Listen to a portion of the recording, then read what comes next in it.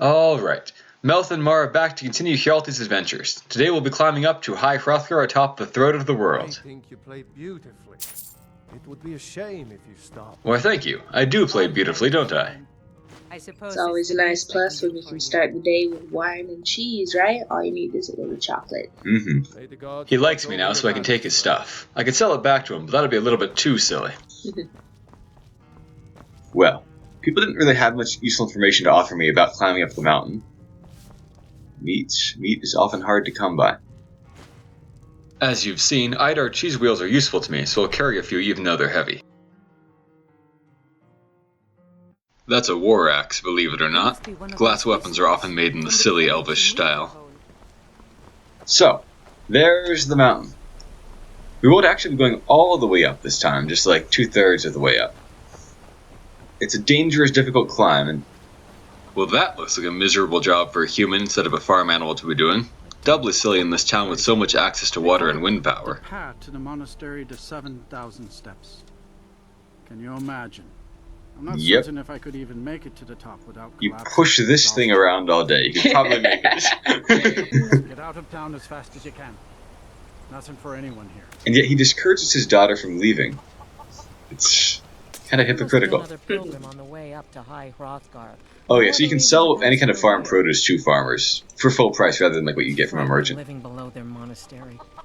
Sometimes I swear I can hear strange noises rolling down from up there. It sounds like thunder. But there's never any rain. Okay, so you're both like wildly ignorant and a totally unpatriotic Nord, so screw you. Everyone else does. These two guys, Klimek and the really cheerful, stupid elf guy, Gwilym. Not today. I'm just not ready to make the climb to High Hrothgar. The path isn't safe. Aren't the Graybeards expecting? Of course, he won't tell you why it's not safe. Oh look, a bear. That's partly why. Allowed into the monastery. Perhaps one day. So he's the other guy who can have marry the daughter of that On farmer. your way to High Hrothgar?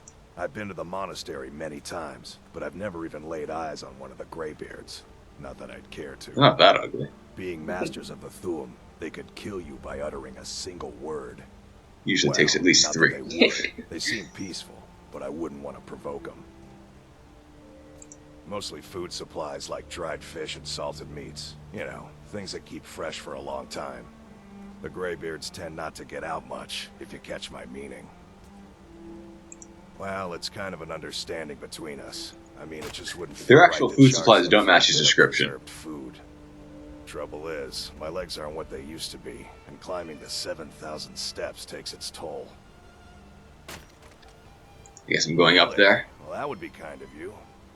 Want to make a good impression on the Graybeards. If I can take credit for his usual food deliveries. Top of the steps, you'll see the offering chest. Just leave the bag inside, and you're done. Sounds like you've got a good strategy going there. Well, there's the occasional wolf packer. This guy is trying to get you killed. They're, depending on your levels, but even at low levels, they're like bears and saber cats and ice wraiths and a frost troll, the most powerful kind of troll. So he's like either trying to get you killed, or he has some kind of sneaky secret route up there that isn't actually the 7,000 steps. What else would you have me do? That's Vastra, the daughter of that farmer. You can marry her to either Bassianus or Klimek. Hello, my friends. What can I do for you on such a fine day? My father taught me an important lesson many years ago. He said, Gwilym, you have the whole world before you. Go out and experience it. Be whatever you want to be. So I took his advice, and here I am. This life might not look like much to you, but I'm content. And isn't that all that matters? It is like living in like the Always prettiest thought it was odd, town in there's a wave of Skyrim, so clouds covering the peak which nobody of the likes for some reason. monastery. Huh. Not sure what's up there, but I bet the Graybeards know. Foreshadowing. Have Alright. yourself a great day. He's like me. So, a bear over there, guarding a cave and like a hunter who is murdered. So, let me equip my new shout here. So you can only have one shout ready at a time. This one's now called Kind's Peace. I probably won't hotkey it, because I need too many other hotkeys. But I will have it ready. Now, on the way up we have all these emblems telling us some history, so I'll be reading some of those. Emblem the First. Before the birth of men, the dragons ruled all Mundus. Their word was the voice, and they spoke only for true needs. for the voice could blot out the sky and flood the land. So this is all like Graybeard way with the voice propaganda, as we'll find out, and they're probably like wrong about everything. We'll get there. Beautiful rift countrysides. And a dead goat, and I hear wolves howling. So a pack of wolves is not that much of a threat to me anymore. Those I can fry up with just fire spells, level up my destruction. But, you know, bears, saber cats, things like that, that's a real problem. Ice wraiths I certainly couldn't handle. Until I can get my better destruction fire spells, that is, with longer range. For all of those threats, except for ice wraiths, who it doesn't work on, I have Kind's Peace at the ready. So it has longer cooldown than Foos, and it's only usable on animals, but here, let me demonstrate what it does, if I can get next to this goat. So usually goats run away, right? Now it won't. Now it's not afraid of me. It'll just like sit here. It's kind of still walking that way, but it's just content to stand next to me. So Kind makes animals calm. They won't fight you, they won't run away. If I attack it, though, it cancels the thing off and it runs away. A bear or whatever would attack you. So yeah, don't attack bears who have temporarily calmed down with Kind's Peace. That shout is one of the useless ones on Adept difficulty, but in a Legendary difficulty where animals can be a major threat to any kind of character, it becomes a staple. And you notice it has a longer cooldown than Foos, so I can't use another shout again. But its duration is massive. You can still see it's still on that guy. Ah, here's a pilgrim. Keep an eye out. He holds his hands out as though he was like at a fire. Same kind of weird pose. I did. Strange days when the monks will do that. Maybe he wouldn't be cold if he wore an actual shirt. I like to spend time up here. Walk the steps. Meditate on the emblems. Doesn't hurt when I bag some game along the way. They're not the sort to take visitors. But I never go that high up the path anyway. Some folk who make the trip leave them food or other essentials. But not to make conversation. Let's see the next emblem here. Emblem 2. Men were born and spread over the face of Mundus. The dragons presided over the crawling masses. Men were weak then and had no voice. It's kind of one of the mysteries of the setting where humans actually came from, because there's several conflicting origin stories from them. The Nords like to say two of them, actually. Number one, that like a Kine created humans on the slopes of this mountain. And another one that all humans came from Atmor, this ancient continent to the north that is no longer accessible. I hear a wolf up ahead somewhere. Yeah, okay. So, oftentimes you run into like a frost wolf up here, or an ice wolf I guess they're called, which is a very dangerous kind of wolf and will easily kill me at this point. But I think it might be too low level for that, so it's an easy trek this time. As a warrior character, you really want to have this shout handy, because you have fewer ranged options, you're fighting generally much tougher monsters because warriors level up so much faster. Oh, there's another one. So you can see there's just like truckloads of animals on this path. Now, if these were like the super strong kind, I'd be getting mauled up here if I wasn't using Kind's Peace. Whatever, I won't bother looting it. What were you saying? I was just gonna ask if anything that you've read in the lore tells you why the North Continent is no longer accessible. Oh, it's too cold now, basically. It became gradually colder and colder until people couldn't inhabit it anymore. Actually, according to the lore, Skyrim itself was not cold for all of its history. There we go. Okay. The White File quest, which I'm sure you've started off before, is like made out of the snow from the first snow that ever fell on top of this mountain when Skyrim was first turning to ice, they say. I do remember that. The fledgling spirits of men were strong in old times, unafraid to war with dragons and their voices, but the dragons only shouted them down and broke their hearts. So yeah, Skyrim does seem to become much colder as history went by. Cyrodiil would seem to fit this pattern, since very ancient sources describe it as a jungle, but it's mostly temperate forest in the modern games. Unfortunately, the changing climate of Cyrodiil is actually a messy tangle of mistakes by the designers. It often seems to me that Elder Scrolls fandom is dominated by Morrowind fundamentalists who think that their game should trump all previous and subsequent canon. They preach that Cyrodiil should be jungle because one book in Morrowind said so. So did NPCs called savants, but they were quoting that book verbatim. The Cyrodiil jungle notion actually goes back a bit further to a wildly inaccurate book shipped with the possibly non-canon game Redguard. However, this debatably already contradicted older lore. Cyrodiil was only briefly visited in the very first Elder Scrolls game, but it sure didn't look like a jungle then. Numerous books from Daggerfall onward also described or implied terrain in various parts of Cyrodiil which weren't jungle. In short, Morrowind was probably wrong. But then the writers made a bigger mistake, which we'll talk about after this pilgrim. This very mysterious pilgrim. It's an exciting moment. Nothing like this has happened in centuries. Just a pilgrim.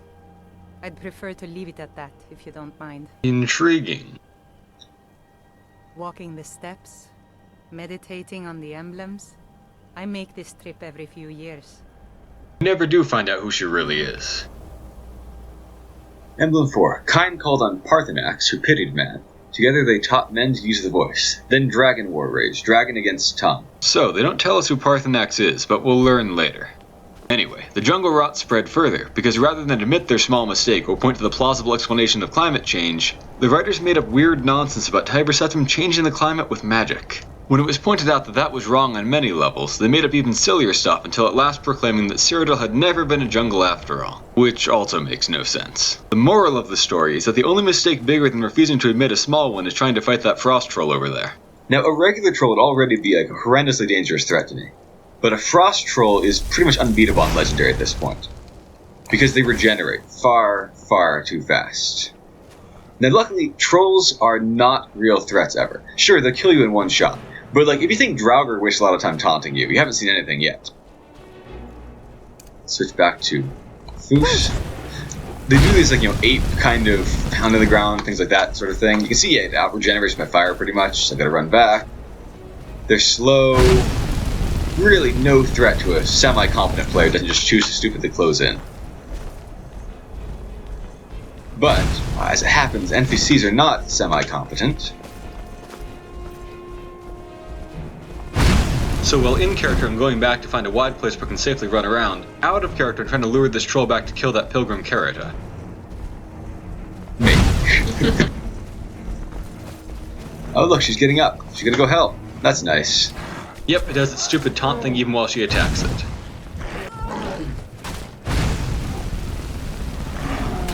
So even with her help... Oh, she's running away this time. Drat. Is he gonna... Not me. Okay, I'm gonna see if Kine's piece works on it. I'm not actually sure about that. I've tried it on many other kinds of things. It works on like, vermin, such as frostbite spiders, and on other creatures we haven't seen yet, but I don't know if it works on trolls. So we'll find that out in a second or two here. Too powerful for Kine's piece. That's a message I haven't seen much before. Alright, well, I'll just have to outrun it in that case. I'm sad that it didn't kill her, but I didn't miss out on anything unique. Not a fan of that particular pilgrim? Oh, I like her. But she has an Amulet of Talos, and I didn't happen to find one as random treasure so far. So I need her dead so I can loop that off her corpse. Always a plan.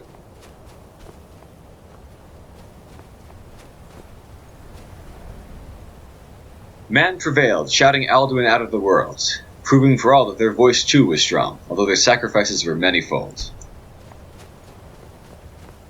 Again, these little cairns with banners always indicate that you're on the right path. There aren't really that many steps along the trail here. I haven't actually tried to count them. I would be fairly confident that there are not, in fact, 7,000 of them. I've tried to count them before. Have you? Yep. Never really succeeded. But I got up a good chunk and only got a couple hundred, so I don't think there are 7,000. Right. Another emblem.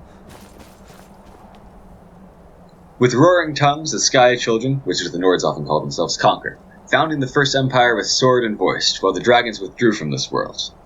So that's very early in the First Era.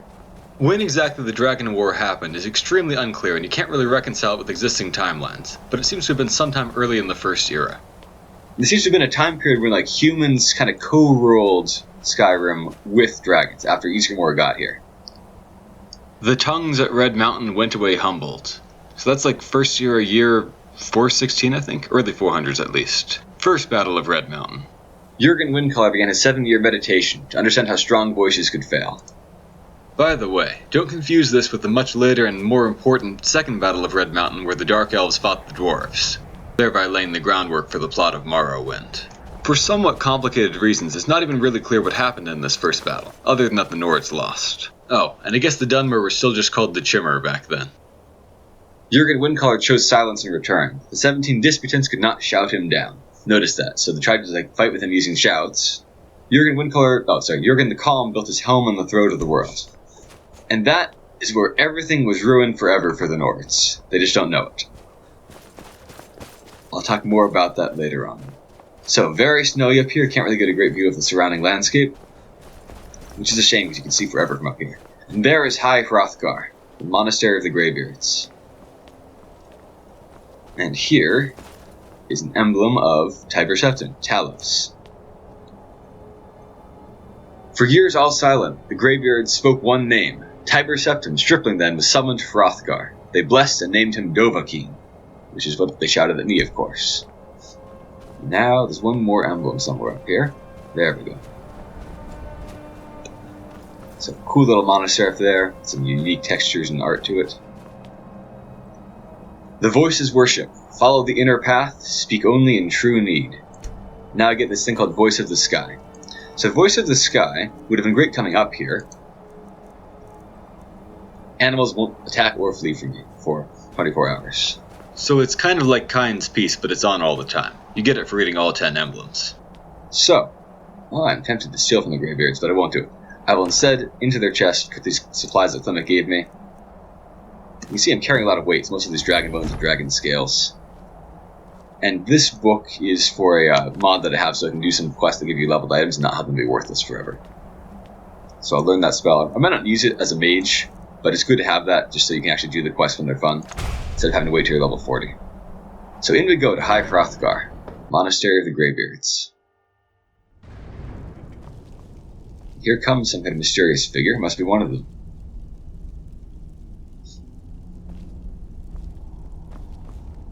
More of them. 3 so far. There we go, all 4. So, a Dragonborn appears at this moment in the turning of the age. First, let us see if you truly are Dragonborn. Let us taste of your voice. This is a weird phrase. They use it all the time, too. Alright, well, let me demonstrate it on, some that isn't these people. Because I'm totally not hitting the Graybeards. This would be sacrilegious. Oh, they want me to hit them, apparently. Do not be afraid. Your shout will not harm us. Yeah, it kind of does, actually, but whatever. Dragonborn, it is you. They're very tough. Welcome to High Hrothgar. I am Master Angir. I speak for the Graybeards. Now, tell me, Dragonborn, why have you come here? Well, that's a thoroughly confusing question when he called me here.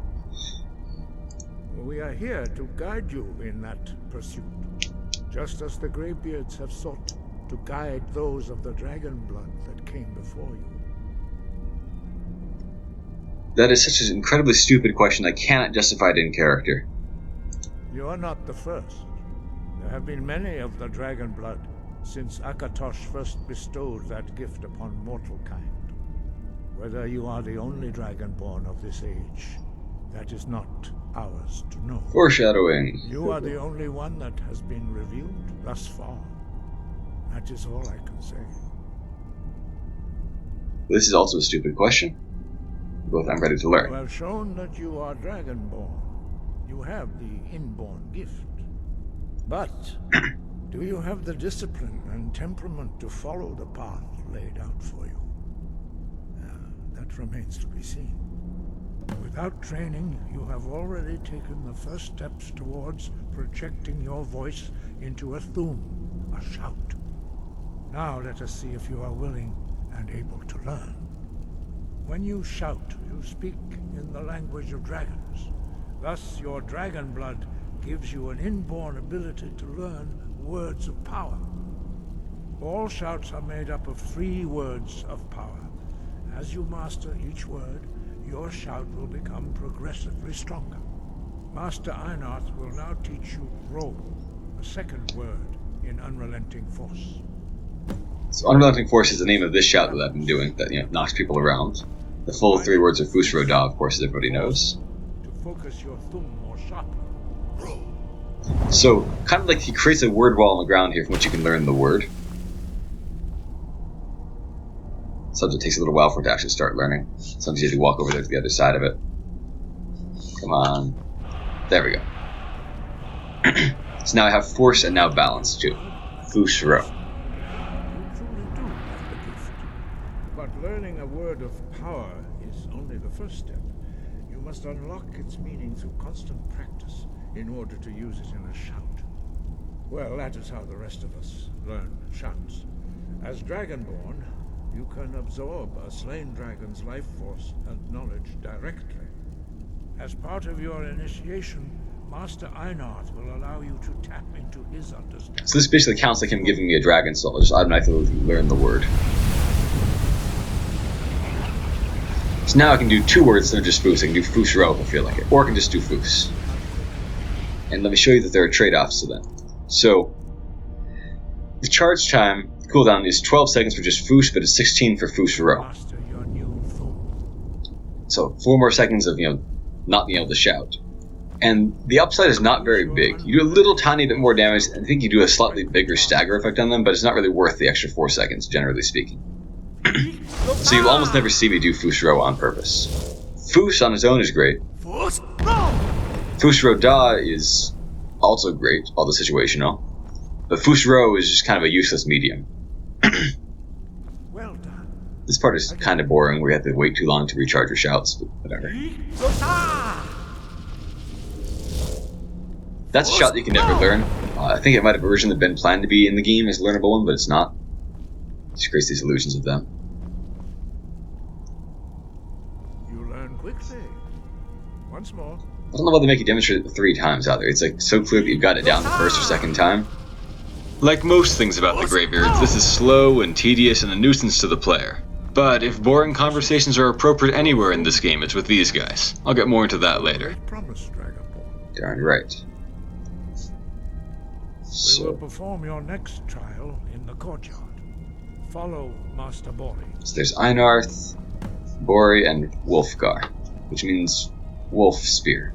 Which reminds me, Hrothgar is a name that comes from Beowulf. It means glory spear. That was the name of the great king who Beowulf helped out in the first section of that book. It was Hrothgar who needed help with Grendel and Grendel's mother. Beowulf's actual king was his relative Hjalti.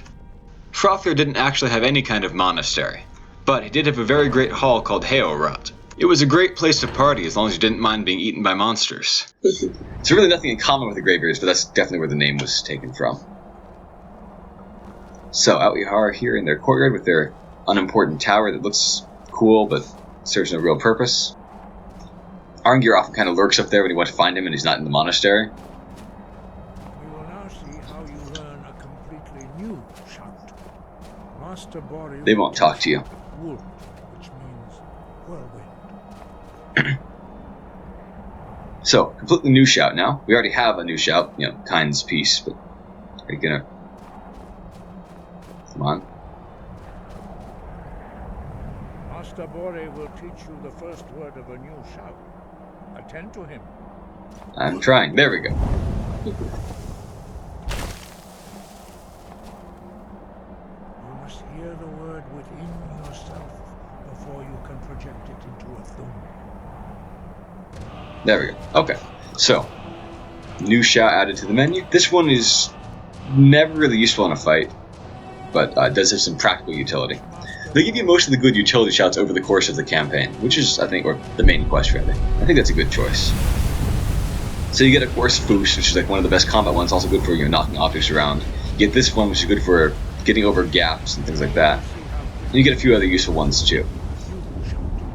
You also get Fire Breath, but that one sucks. Master Wulfgar will demonstrate whirlwind sprint. Then it will be your turn. Master Bori. X. So Bex means open. You can also can't learn that one, which is a shame because it'd be great to have like a lock opening shout. That would be quite nice. So I need to learn this new shout because that gate will close again before I can get through otherwise. It's your whirlwind sprint to pass through before it closes.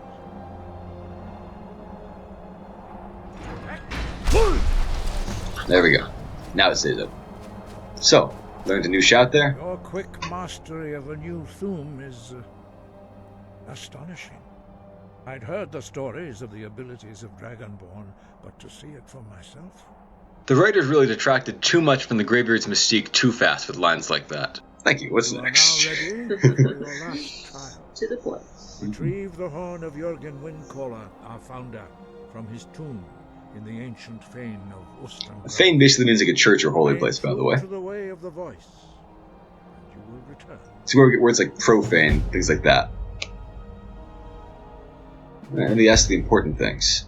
First of all, I'm startled that there are only 4 of these guys. Parthenax. That's weird, because that was on an ancient emblem about like a war about 4,000 years ago. You will know you are ready to speak to him. That's strange.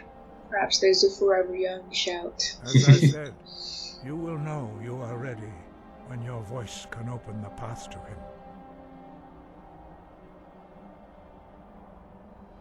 Dragons have the inborn ability to learn and project their voice.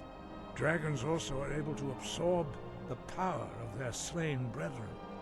A few mortals are born with similar abilities, whether a gift or a curse. I don't have no idea how it could possibly be a curse. That doesn't make any sense at all. What you have already learned in a few days took even the most gifted of us years to achieve.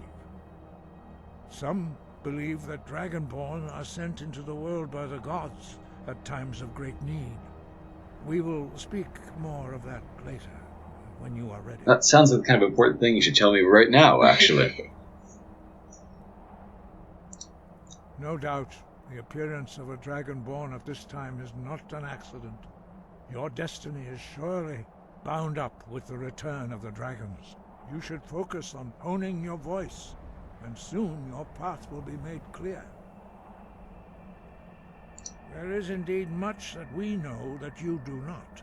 That does not mean that you are ready to understand it. Do not let your easy mastery of the voice tempt you into the arrogance of power. That has been the downfall of many Dragonborn before you. This is a question that I still ask out of character, because I think it was a very poor choice. I've always been able to shout. Language is intrinsic to There was nothing really about this in the lore before that I'm aware of. There was no indication that shouting was connected with dragons. Shouting comes as naturally to a dragon as breathing. And this whole thing here is in mythic times, pretty silly. The notion that like dragons can't like speak without shouting and whatnot. The goddess Kinnereth granted Kine. It's Kine. We're Nords. Well, I'm half Nord. Most people, long years of training are required to learn even the simplest shout. But for you, the dragon speech is in your blood, and you learn it almost without effort. We study the way of the voice, according to the teachings of our founder, Jürgen Windcaller. Very few are permitted to study with us here at High Hrothgar. But in your case, Dragonborn, it is a privilege to guide you towards mastery of your voice. Well, their flattery is somewhat mollifying Hjalti, but... Their voices are too powerful for anyone not trained in the way... They're kind of inconsistent about this, about whether Arngeir is like the strongest or the weakest one of them. Not that one. But in your case, Dragonborn, it is a privilege. Sky above, voice within. The voice was a gift of the goddess Kinnereth at the dawn of time. She gave mortals the ability to speak as dragons do. Although this gift has often been misused, the only true use of the voice is for the worship and glory of the gods. True mastery of the voice can only be achieved when your inner spirit is in harmony with your outward actions. In the contemplation of the sky, Kinnereth's domain, and the practice of the voice, we strive to achieve this balance. I'll say this, but I don't believe it. I'm already thinking these guys are probably wrong about a lot of things. The dragon blood is itself a gift of Akatosh. Do not try to deny that gift. Your destiny requires you to use your voice. Why else would Akatosh have bestowed this power upon you? If you remember to use your voice in service to the purpose of Akatosh, you will remain true. He forgets about this later on in the quest, when he starts telling you what to do and whatnot. But who is this Jürgen Windcaller was mentioned? He was a great war ancient Nords, the master of the voice or tongue. After the disaster at Red Mountain, where the Nord army was annihilated, he spent many years pondering the meaning of that terrible defeat.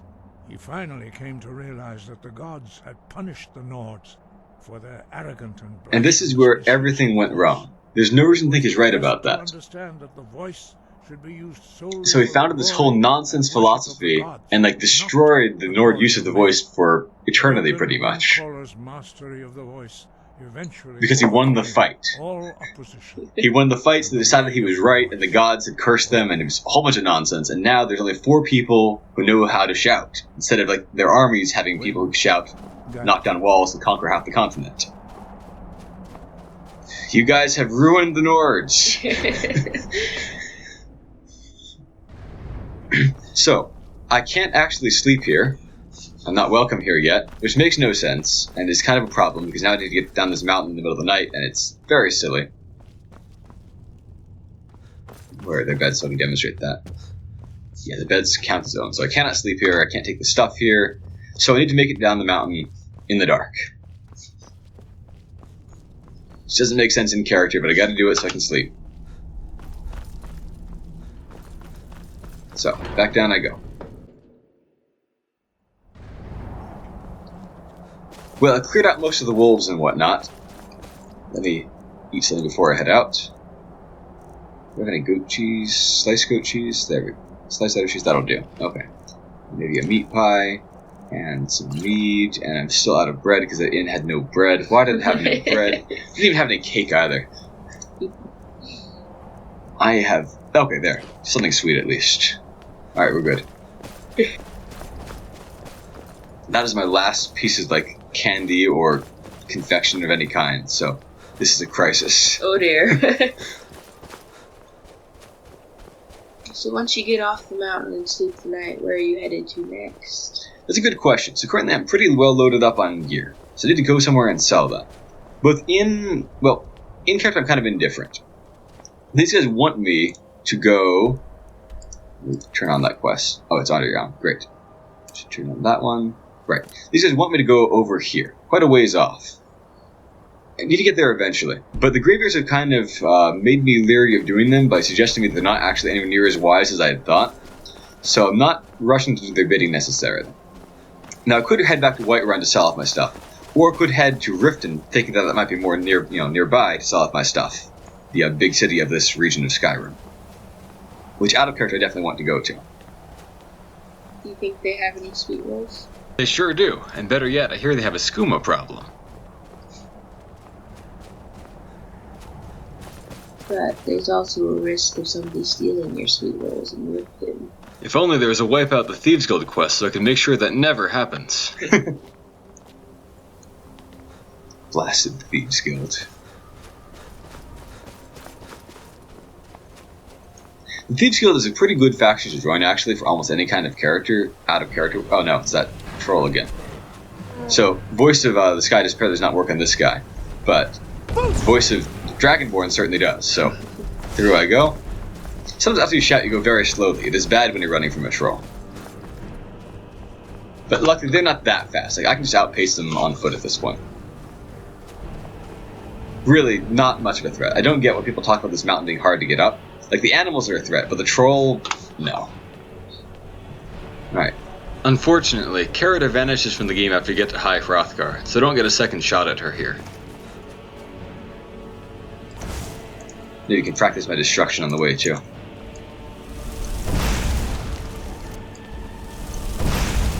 Too expensive.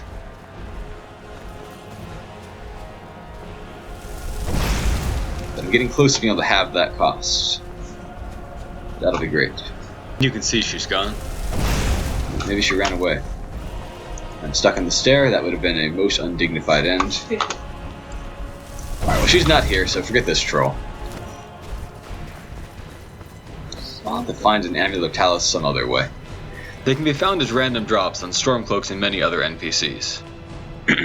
Lots of generic dead NPCs will drop them, or can buy them in general goods merchants kind of places. I just haven't happened to see one yet.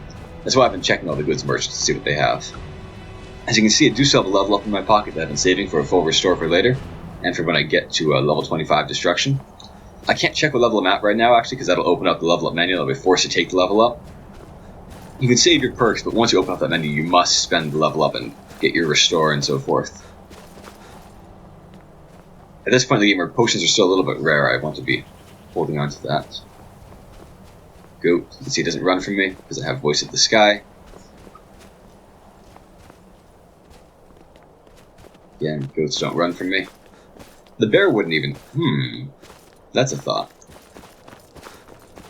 Usually that bear cave is too dangerous to go to, the one at the foot of the mountain, because there's another bear inside it. So even if you can kill the outside bear, the inside bear will get you while your shadow's off cooldown and so forth. Or if you get away from that guy, you run outside into like the waiting jaws of the other bear.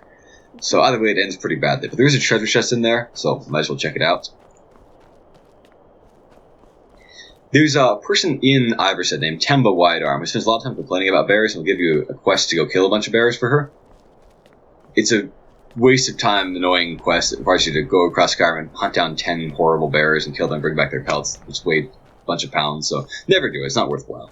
But if you were doing that quest, that bear cave nearby is a good start, because you always find 2 or 3 bears total just like, walking 10 feet out of town. But bears are never in short supply around here. I'm gonna drop down this slope here. Save myself a little bit of time. Yeah, there's that cave. Just in case, I'm going to ready that shout, in case something goes wrong.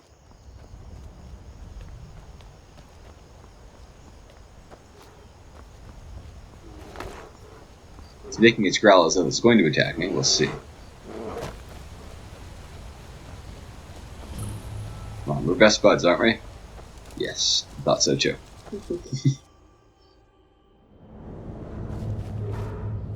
Another one. That noise is terrifying to me, but there's the treasure chest. All right, I'm gonna take the treasure. You don't mind that, do you, bear? That's sucky treasure. I don't want that. It'll give me more smithing skill. All right, you've been murdering people. How nice. Corundum. You can use that to make scaled or plate armor, which are not actually worth it, because it turns out elven armor with an elven gilded cuirass is better. Elven armor really dominates the light armor scene for most of the game. You can get it at like very low levels, and it's pretty much the best thing you get until glass. And even then, it's not like a big difference. Yeah, I think my character currently has a full set of exquisite elven armor. Ah, so you're doing smithing then? Yes. Yeah. I mean, with smithing, you can eventually make do with just like leather or whatever all game long. But beautiful aurora here. What could it mean? Return of the Dragonborn? And who among us could I possibly honestly just want to get to the point where I can... It's me. It's me. It's totally me. Look, I'm the Dragonborn. He summons the Thule. They get it. Most of them are confused. These guys are smart. Oh. Uh-oh. I don't like the look of these guys with their weird tentacle mask faces. I'm going to stand in the middle of these guards here and maybe summon up like a fire demon and... You there. You're the one they call Dragonborn. Yes. Your lies fall on deaf ears, deceiver. The true Dragonborn. Well, perhaps the Graybeards were... The question's been answered. There's another Dragonborn here. When Lord Mirak appears, all shall bear witness. None shall stand to oppose him. Well, I'm getting around this fence here. I wonder who these mysterious people are, who dumb enough to walk into the middle of the city guards and try to attack. Like a fire elemental standing next to them. They summon their own, of course. The townspeople are joining in. I need to be careful that I don't accidentally kill one of the guards, or hurt, well, not kill, but hurt one of the guards. I accidentally stood too close to his Atronach, so I took that overtime fire damage they constantly inflict. Is that mine or his that went down? Uh-oh. Okay. Well, this is actually a rare case where I want to use ice spells, because flame Atronachs use fire, and thus, like everything else in Tamriel that uses fire, they're weak to ice. Just a law of the universe.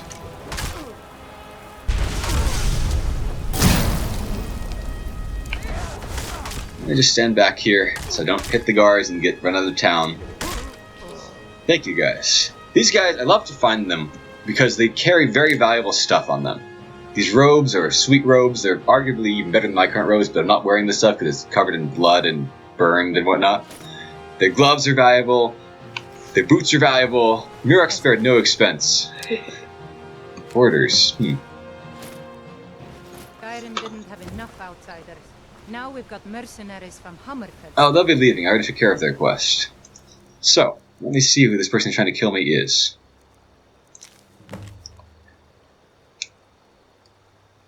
This quest notification off the screen. I'm trying to read. Board the vessel Northern Maiden, docked at Raven Rock. Take it to Windhelm, then begin your search. Kill the false Dragonborn known as Hjalti Montrose before he reaches Solstheim. Return with word of your success, and Murak shall be most pleased.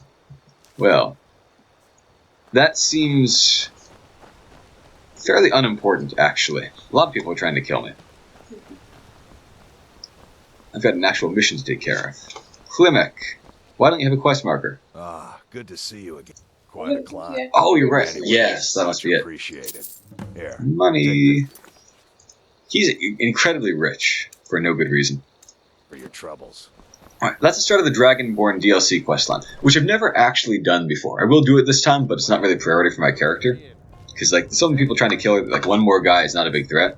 And I don't know enough being a Dragonborn yet myself to want to investigate him and go up against someone who might actually be one. Those bears are making Miss Temba so angry.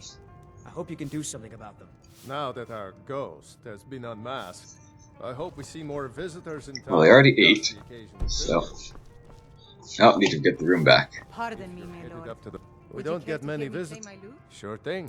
It's your... I'll show you to They your mean room. it, like 24 hours exactly, and then it wears off. If you're headed up to the mountain. Alright, so, Hjalti will get some sleep, and in the morning, he'll head out for Riften as the closest town, thinking then he can find a better way back to Whiterun. Well, that's where I'll conclude this episode. Cultists don't count as kills, by the way, because the guards did most of the work. Have a great day, everyone. Have a great day. Let